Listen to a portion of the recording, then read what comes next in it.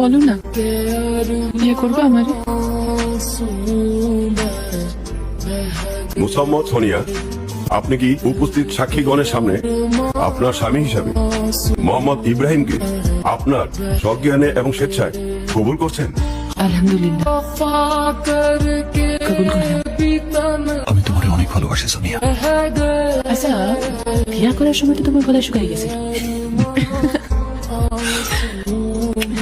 আজকের দিনটা আমার জীবনে একটা বিশেষ দিন,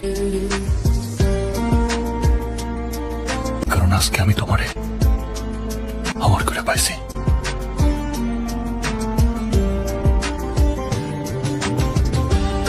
এই অসময় আবার কি বল?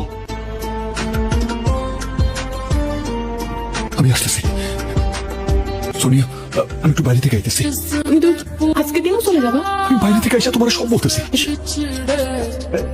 চোরের বাচ্চা বিষ হাতে চাপাতি দিয়ে গোপাল দানে সবাই করছে। তুই করছিলি বাবা, তুই করছিলি। গাইছি পলাই আইছি।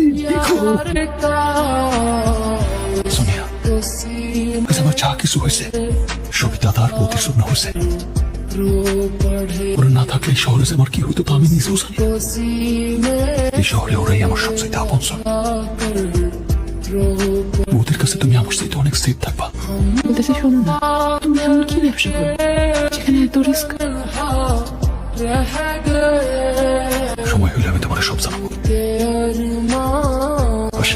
শোন, কখনো ভাববি না তুই একা। তোর দাদার ছায়া হয়ে আমি সবসময় তোর পাশে থাকবো, কথাটা মনে রাখবি।